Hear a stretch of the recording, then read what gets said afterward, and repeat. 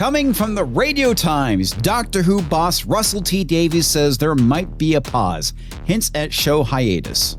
This is my shocked face, folks. I'm completely shocked. I'm actually not that shocked. If you're halfway paying attention, you would know that this was coming. And if you've actually gone out there and took a look at the overnight numbers, only 2 million for the first episode of season 2 or series 15. I have no idea what the hell people are calling this. And quite frankly, I don't care. But 2 million for Doctor Who is really, really low. And if we go and compare this to the previous season, you can see a trend forming here. A trend that nobody cares about Ncuti Gatwa's Doctor Who, or the fact that Russell T Davies came back because what he ended up producing was ultimately just crap. I mean, I can't possibly imagine what could have gone wrong here. It's a complete mystery, folks. On second thought, I know exactly where it went wrong. And if you actually have gone out and watched episode 1 of season 2, you would know exactly why the numbers are so low, because the episode really is that bad. So the possibility of the show getting shit canned, I'm saying it's 99.99999%. Why not 100%, you ask? Well, you never know. Satan could actually intervene and save the show and prove that there really is hell on Earth. Doctor Who showrunner Russell T Davies has said there could be a pause in the show's broadcasting as fans wait for the decision on the next season. Now, if the showrunner himself is going out and saying that the show could be paused, it's probably going to be a reality. And it doesn't matter how much the BBC goes and denies it, saying, we're going to make a decision after season 2. It's going to happen. We're looking at 2 million viewers on the first overnight of the first episode of the second season. It's gonna freaking happen. I mean, Disney is not funding this any further.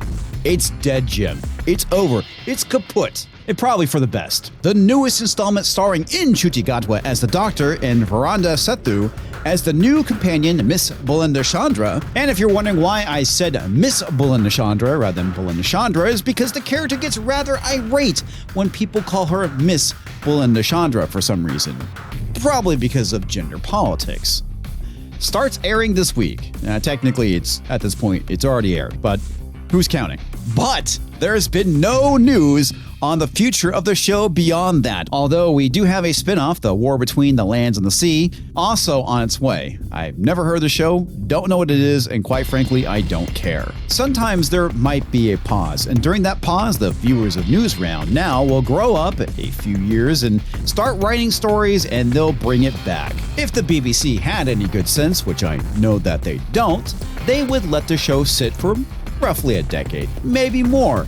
That way, people forget about the whole Timeless Children incident and completely erase everything that came after Peter Capaldi. So I have absolute faith that it will survive because I am living proof of it. Yes, Russell, you are responsible for bringing back Doctor Who. That is an absolute fact. But the irony here is you're also responsible for driving the final nail into the coffin of Doctor Who. While Davies is clearly optimistic that Doctor Who will survive as it has before, because it did go on a rather extended pause, I mean, it was canceled, just like it's getting canceled now. It does seem possible that viewers might be in for a very long wait for a potential new season. Okay, folks, let's not mince words about this. Pause is code for canceled, okay? Just like how Doctor Who was canceled in 1989 and was revived in 2005. And if you've seen any of the new episodes, you would know that it rightly deserves to be canceled. A woman literally gives her life to save the new companion. And guess what? The new companion, Miss Belinda Chandra, blames the Doctor for her death. Never mind the fact that she sacrificed her life to save her. But no, it's all the Doctor's fault because toxic masculinity, I guess? I don't know. I don't care. Doctor Who is dead. Considering no decision has been made about the next season, it does also make sense that there would be a break in broadcasting due to the lengthy production process for a show like Doctor Who. No. That is absolute cope.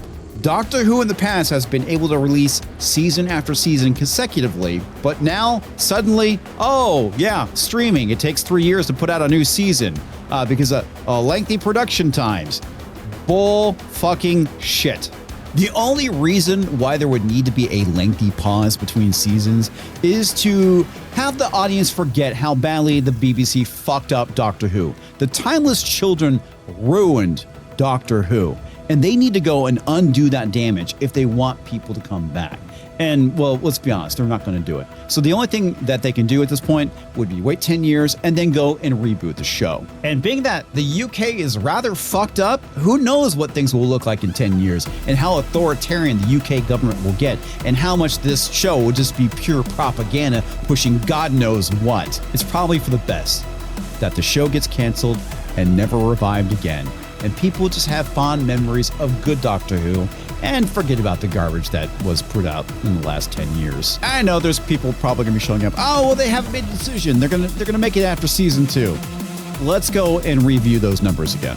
And I've gone and blown this up nice and big so you can see that 2 million overnight, which is absolutely pathetic. Anyway, folks, this is my take. What is yours? What are your thoughts on the show being paused? It's being canceled.